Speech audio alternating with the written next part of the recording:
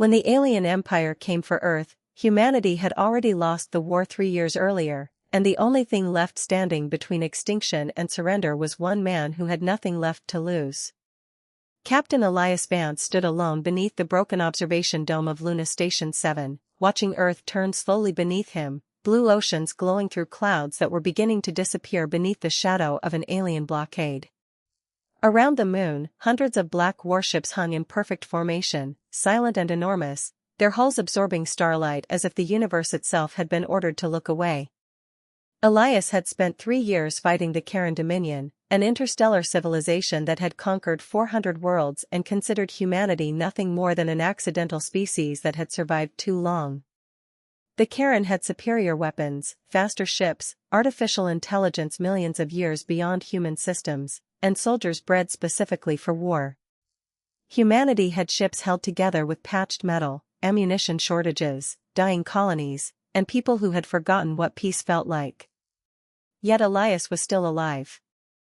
That alone had become a problem for the Dominion. The reason stood inside the command chamber behind him, surrounded by reinforced glass and 6 armed guards. Her name was Seraya.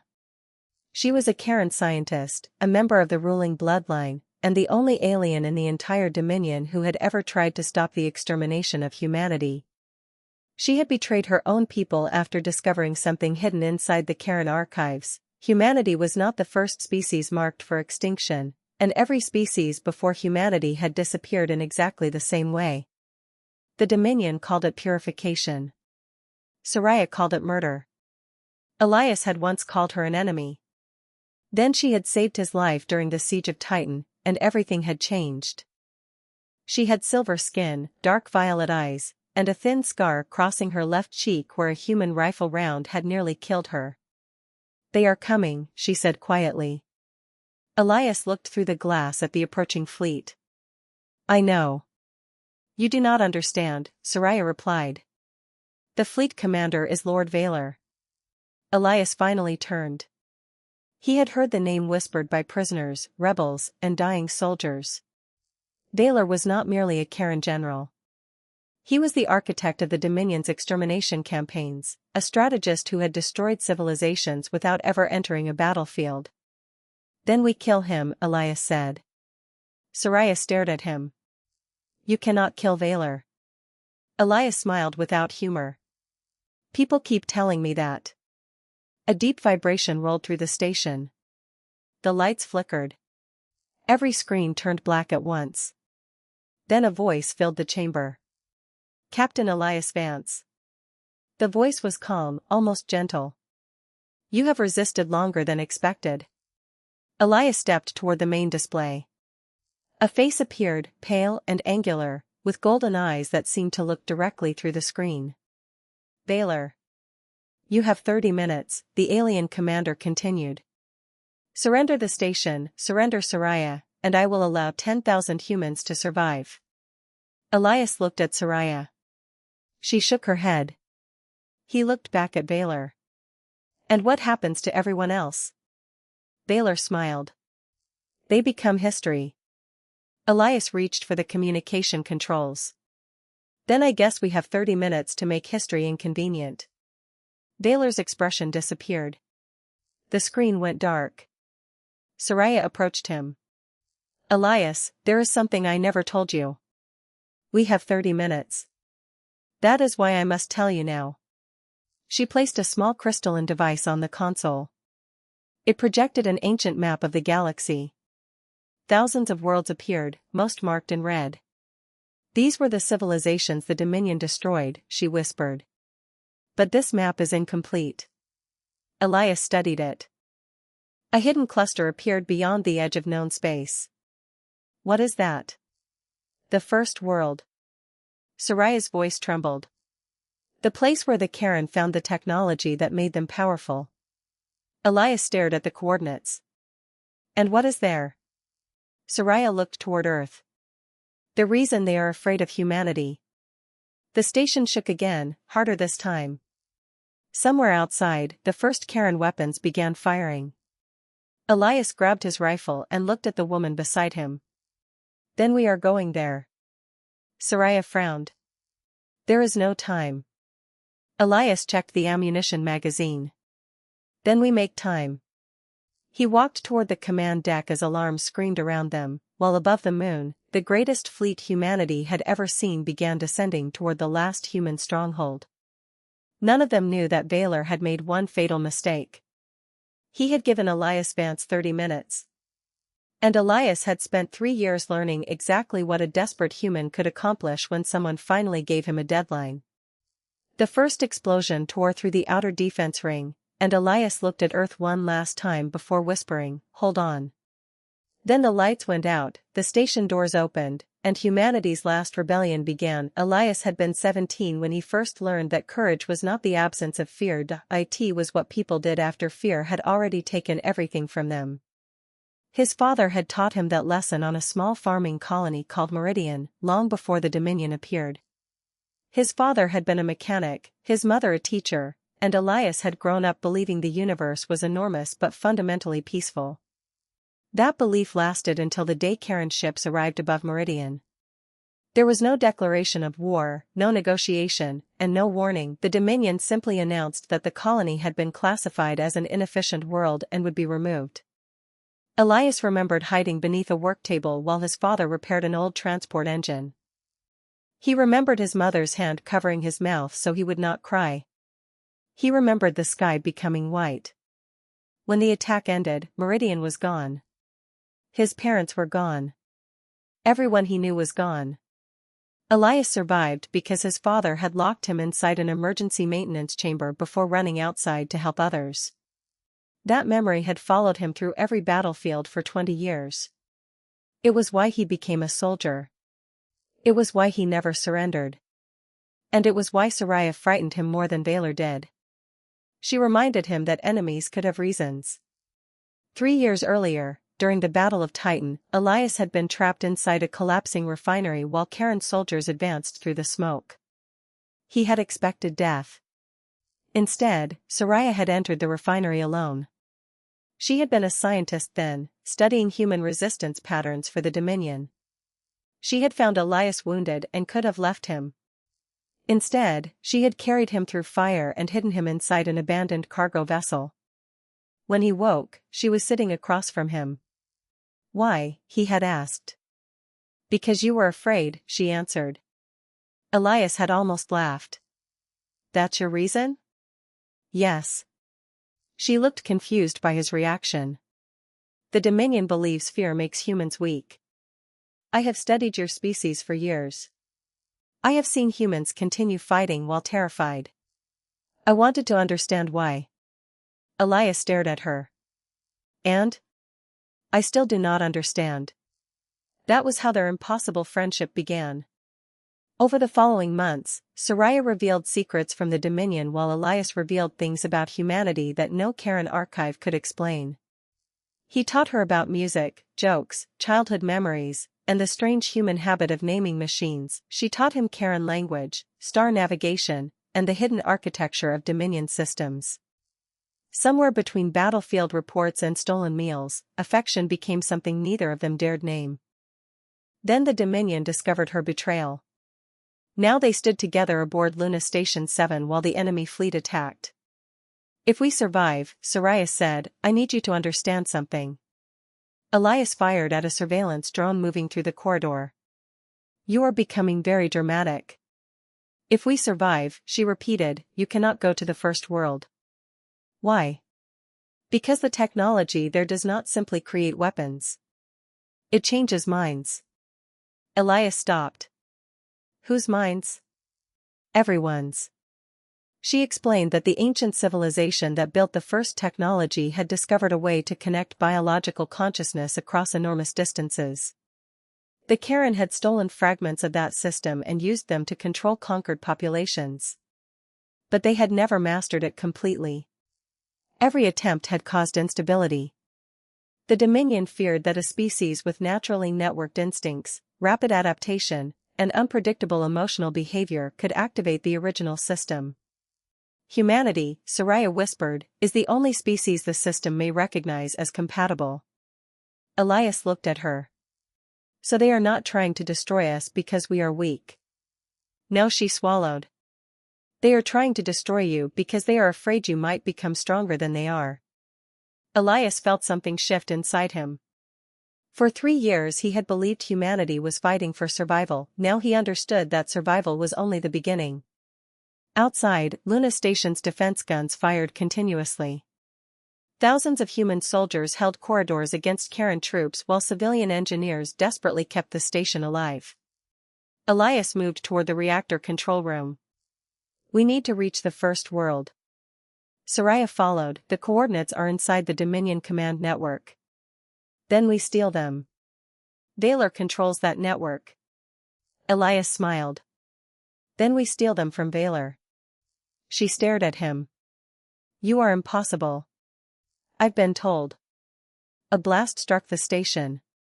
The floor tilted violently. Elias caught Seraya before she fell. For a moment they were face to face, surrounded by smoke and emergency lights. Neither moved. Then Seraya whispered, if we die here, I am glad I did not die alone. Elias looked at her and answered softly, we're not dying here. Behind them, the reactor alarm began screaming. Somewhere inside the station, something enormous had just breached the outer hull. The war had entered its next phase. The breach came through Deck 12, and the sound of it was unlike anything Elias had ever heard. The Karen did not use explosives. They used gravity weapons that folded metal inward, crushing walls before soldiers stepped through the opening. Human defenders fired everything they had, but the enemy advanced behind energy shields that turned bullets into glowing fragments. Elias moved through the chaos with his rifle against his shoulder, firing only when necessary. Beside him, Seraya carried a stolen Karen weapon she barely understood. Left, she shouted. Elias turned and fired. A Karen soldier dropped. You are getting better, he said. I had a good teacher. I thought I was the terrible influence. You are. She smiled for half a second before another explosion threw them against the wall. The corridor filled with smoke. Elias heard someone shouting his name. It was Lieutenant Mara Chen, one of the last officers still commanding human forces on Luna. Vance. The reactor is failing. Elias looked at Seraya, can you fix it? Possibly. That's not reassuring. You asked. They ran toward the reactor. When they arrived, Elias found the problem immediately. The Karen had implanted a quantum device inside the reactor core. If activated, it would turn the entire station into a bomb. Mara looked at him. Can we remove it? Seraya examined the device. No, Elias frowned. No? Removing it will trigger the explosion. Then disable it. Also impossible. Elias looked through the observation window toward the reactor. Everything is possible until we prove otherwise. Seraya grabbed his arm. Elias, listen. The device is linked to Vaelor's command ship. If we reverse the connection, we can transmit a signal into their network. What kind? A signal that opens every Karen ship to external control for approximately 12 seconds. Elias stared at her. 12 seconds? Maybe less. That's enough. Mara shook her head. Enough for what? Elias looked at the fleet outside. To steal a ship. The plan was insane. That was precisely why it worked. Seraya connected the reactor device to the station's communication array while Elias and Mara gathered the remaining pilots. When the countdown reached 0, every Karen ship briefly lost control. Human fighters launched through the gap. Elias boarded a Dominion command vessel with 6 soldiers. They fought through 3 decks, lost 4 people, and reached the navigation chamber. Then Vaelor appeared on the main display. You continue to surprise me, he said. Elias aimed his rifle at the screen. You continue talking. Vaelor laughed.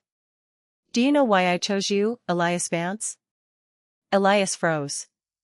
You know my name. I know everything about you. Meridian. Your parents. Your military record. Your battles. Even the woman standing beside you. Seraya stepped forward. Do not listen to him. Vaelor's eyes narrowed. Seraya, you betrayed your species for an animal. Elias fired at the screen. It shattered. I hate speeches. They reached the navigation chamber and downloaded the coordinates of the first world. Then alarms erupted. Vaelor had anticipated the theft. The command ship began self-destructing. Elias looked at the countdown. 4 minutes. Can we escape? Seraya checked the stolen data. There is an emergency jump system. Use it. It requires 2 pilots. Elias smiled. Then we're perfect. They reached the cockpit as the ship began tearing apart around them. Seraya entered the coordinates while Elias engaged the engines. The vessel jumped just as the explosion swallowed Luna Station 7. Elias watched the moon disappear behind them. He believed everyone aboard was dead. He was wrong. Across the battlefield, Lieutenant Mara Chen had activated a secondary escape protocol that carried thousands of survivors into hidden tunnels beneath the lunar surface. But Vaelor did not know that either. For the first time, the Dominion had lost control of the battle. Yet as Elias and Seraya traveled toward the forbidden coordinates, something else began happening.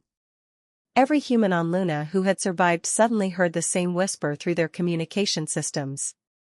It was not a voice. It was a feeling. A memory that did not belong to them. A sense of standing beneath an unfamiliar sky.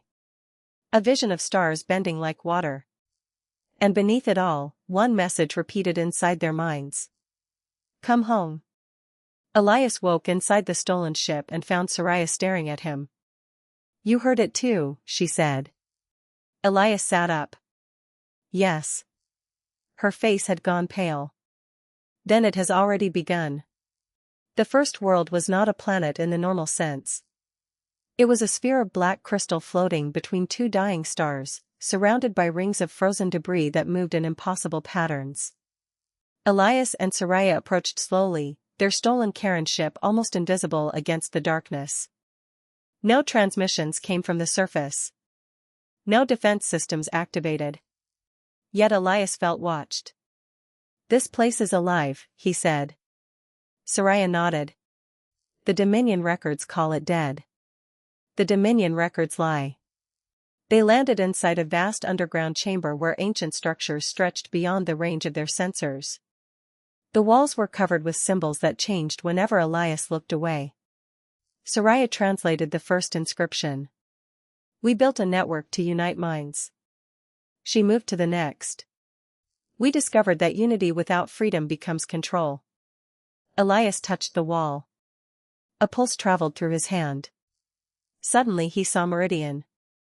His father was standing beside the old transport engine. His mother was laughing. Elias almost stepped forward. Dad? Seraya grabbed him. Do not touch it again. The vision vanished. Elias stared at his hand. It showed me my parents. It is reading your memories. Why? Because it recognizes you. They continued deeper into the structure until they reached a chamber containing a massive sphere of white light. Around it floated thousands of crystalline fragments. Seraya whispered, the original consciousness network. Elias looked at the sphere. Can we use it against the Dominion? Maybe. Then let's do it. She hesitated. Elias, you don't understand the price. Tell me. The network cannot distinguish between enemies and allies once activated. It will connect every mind within range. Elias looked at the ancient device. Every mind? Every human. Every Karen. Every soldier. Every civilian. He realized what that meant. If he activated it, the Dominion would feel everything its soldiers had done. Every conquered world. Every execution. Every burned city. Every family destroyed. For the first time, the weapon did not feel like a weapon. It felt like judgment. Then Vaelor arrived. His ship emerged from hyperspace above the planet, followed by dozens of warships. I knew you would come, his voice echoed through the chamber. Elias turned. Vaelor stepped from the shadows with a squad of elite soldiers. You should have surrendered on Luna. Elias raised his rifle. You should have stayed away. Vaelor smiled. Do you know what makes humans dangerous? He looked at Seraya. They believe compassion is strength. Seraya stepped between them. And you believe fear is strength. Fear built the Dominion. Fear built a prison, she answered. Vaelor fired. Elias pushed Seraya aside and took the energy blast across his chest. He fell hard. Seraya screamed his name. Vaelor walked toward the sphere. Humanity will never control this technology. Elias forced himself up. Blood filled his mouth. We don't need to control it. Vaelor stopped. What? Elias looked at Seraya. She understood instantly. Elias, no. He smiled. You said it connects minds. Yes. Then maybe it can connect choices too. Elias placed both hands on the sphere. The chamber exploded with light. Across the galaxy, millions of minds suddenly became connected. Karen soldiers dropped their weapons. Human soldiers stopped fighting. Governors remembered the children they had ordered killed. Generals remembered faces they had forgotten. Civilians felt the terror of conquered worlds. Vaelor screamed as every memory he had buried returned at once. Elias collapsed. Seraya caught him. You did it, she whispered. He barely heard her. Did we win? Not yet. Above them, the Karen fleet began firing on the planet. The ancient network responded. Every weapon in orbit turned toward the Dominion's own ships. Vaelor looked upward in horror. What have you done? Elias closed his eyes. Made them remember. Then the first Karen battleship exploded. The Dominion did not fall in one battle. It began collapsing from within. Soldiers refused orders. Governors opened prison worlds. Entire fleets abandoned their commanders. For the first time in 500 years, the Karen people saw what their empire had done to the galaxy. But Vaelor survived. He escaped the First World aboard a damaged flagship and retreated toward the Dominion capital. Elias survived as well, though the connection had changed him. He could now feel fragments of other human minds around him, distant emotions appearing like faint echoes. Seraya stayed beside him through every hour of recovery. You are different, she said. Elias looked at the stars. So is everyone. Do you regret activating the network? He thought about Meridian. About his father. About all the worlds that had vanished. No. Even though it nearly killed you? Especially because it nearly killed me. Seraya sat beside him. That makes no sense. Elias smiled. Humans rarely do. Their stolen fleet traveled toward the Dominion capital, joined by thousands of defecting Karen ships and surviving human vessels. Lieutenant Marachin emerged from the lunar tunnels and became the leader of the United Resistance. The final battle began above Karen Prime. Vaelor had transformed the capital into a fortress surrounded by planetary shields and automated weapons. He transmitted one final message across the galaxy. You believe empathy makes you powerful. You are wrong. Empathy makes you weak. Elias answered from the bridge of the Resistance flagship. Then watch what weak people do. The combined fleet attacked. The battle lasted 19 hours. Ships burned through the atmosphere. Orbital platforms shattered. Human pilots flew directly into shield generators while Karen defectors opened corridors from inside. Seraya led the assault on the central control tower while Elias descended toward the command chamber. Vaelor was waiting. You came alone. Elias dropped his weapon. You wanted me. Vaelor smiled. At last.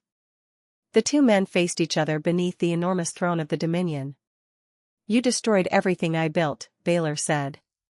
No, Elias replied. Your people did that when they learned the truth. Vaelor attacked. He was stronger, faster, and equipped with an energy blade that could cut through armor. Elias barely survived the first exchange. He was thrown against a wall. Vaelor advanced. "You cannot defeat me." Elias looked at him. "Maybe not." He pressed a small device hidden beneath his sleeve. "But she can." Seraya entered the chamber carrying the original network core. Vaelor froze. "You would not." "I already did," she said. She activated the core. The Dominion's entire population connected to the memories of the resistance. Vaelor felt the fear of every soldier he had sacrificed. He felt every child's grief. Every mother's scream. Every world destroyed under his command. He dropped his weapon. Elias walked toward him. "This is your empire." Vaelor looked around as the throne room filled with people who had once obeyed him. "Kill me," he whispered. Elias shook his head. No. Vaelor looked surprised. "Why?" Elias answered, "Because you want to die as a monster. You don't get to choose how your story ends." Vaelor was arrested by his own soldiers. The Dominion fell before sunset. Elias walked outside with Seraya and looked across the burning capital. Humanity had won, but victory did not feel like celebration. Too many graves remained. Too many worlds needed rebuilding. Seraya took his hand. "What happens now?" Elias looked toward the stars. "We build something better." She smiled. "Together?" He squeezed her hand. "Together." Behind them, the first ships carrying refugees began leaving Karen Prime. Ahead lay a galaxy without a master, without a single empire controlling its destiny, and without certainty about what came next. Elias Vance had spent his entire life fighting because he believed humanity needed to survive. Now he understood something deeper. Survival had never been the destination. It had only been the permission to begin again. 20 years later, children on hundreds of worlds learned the name Elias Vance without knowing the man behind it. They called him the first defender, the last captain, and sometimes simply the human who refused. Elias hated all three names. He lived quietly on a rebuilt Earth with Seraya, who had become one of the architects of the Galactic Assembly. Humanity had changed after the war. So had the Karen. Former enemies became neighbors, teachers, engineers, explorers, and friends. The ancient consciousness network remained active, but only by voluntary connection. No government controlled it. No army possessed it. The first world became a place of pilgrimage where species from across the galaxy came to remember the cost of domination. Elias rarely visited. He preferred Earth. One evening, he stood beside the ocean while Seraya watched the sunset. "You know," she said, "the Assembly wants to name this day after you." Elias groaned. "Absolutely not." She laughed. "I told them you would say that." "Good." He looked across the water. "What did they choose?" "The day of choice." Elias considered the name. "That's better." Seraya leaned against his shoulder. "Do you ever think about the man you were before the war?" "Every day." "Do you miss him?" Elias smiled sadly. "Sometimes." He remembered the boy beneath the work table on Meridian, listening to his parents whisper while the sky burned. That boy had believed the universe was peaceful. He had been wrong. But Elias had learned something the Dominion never understood. Peace was not the absence of violence. Peace was the decision to protect someone who could not protect themselves. Across the horizon, a fleet rose from the ocean. It was not a military fleet. It carried scientists, explorers, and young people preparing to travel beyond the edge of known space. Humanity was going farther than ever before. Seraya watched the ships climb. "Where are they going?" "The outer galaxies." "Why?" Elias looked at the stars. "Because we finally can." She smiled. "And because you taught them not to be afraid." Elias shook his head. "I didn't teach them that." "Then what did you teach them?" He thought for a moment. That being afraid doesn't mean you stop. Seraya took his hand. The two stood silently as the stars appeared above them. Somewhere far beyond Earth, new civilizations were rebuilding. Some remembered humanity as conquerors, others as survivors, and many as the species that had ended the Dominion without replacing it with another empire. The greatest legacy of the war was not the destruction of the Karen fleet, the fall of Vaelor, or the awakening of the ancient network. It was the choice humanity made afterward. They could have ruled the galaxy. Instead, they helped free it. They could have demanded revenge. Instead, they demanded justice. They could have become what they hated. Instead, they chose to become something new. Elias Vance eventually died peacefully at the age of 93, surrounded by people who loved him rather than soldiers who obeyed him. Seraya remained beside him until the end. His final words were not a speech, not a command, and not a warning. He looked toward the stars and whispered, "Keep going."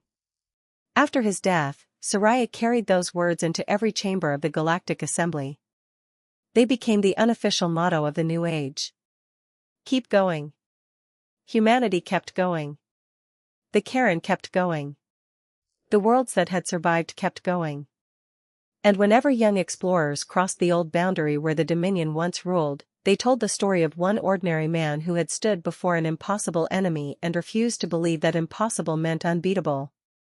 They told the story of Seraya, the alien woman who chose compassion over obedience. They told the story of Vaelor, the tyrant who discovered too late that fear could command bodies but never truly control hearts. Most importantly, they told the story of humanity, a species that had been underestimated because it was emotional, divided, stubborn, curious, and unpredictable. Those qualities had once been called weaknesses. They became the reasons humanity survived. And somewhere beyond the stars, where new worlds waited beneath unfamiliar suns, the descendants of those who had fought the Dominion continued exploring, building, loving, failing, learning, and trying again, because that was humanity's greatest weapon. Not a fleet. Not a superweapon. Not the ancient network. It was the refusal to stop becoming better than yesterday. The galaxy had once feared humanity because it did not understand humans. Now the galaxy respected humanity because it finally did. Humans were not fearless. They were afraid and continued anyway. They were not perfect. They made mistakes and learned from them. They were not invincible. They simply refused to surrender their future. And that was why, long after the Dominion became history, one sentence remained carved into the memorial at the First World: humanity survived because one man refused to kneel, one woman refused to obey, and millions of ordinary people chose to stand together. The stars had once watched humanity fall. Then they watched humanity rise. And this time, humanity did not rise to rule the galaxy. It rose to share it. If you were standing beside Elias when the Dominion offered humanity 30 minutes to surrender, would you have trusted his impossible plan, or would you have chosen survival through surrender? And if you had Seraya's choice between obeying your empire and saving the species it feared, what would you have done? The galaxy changed because two people chose differently, and perhaps that is the real lesson of humanity's story. Sometimes the future does not belong to the strongest species. Sometimes it belongs to the one brave enough to say no.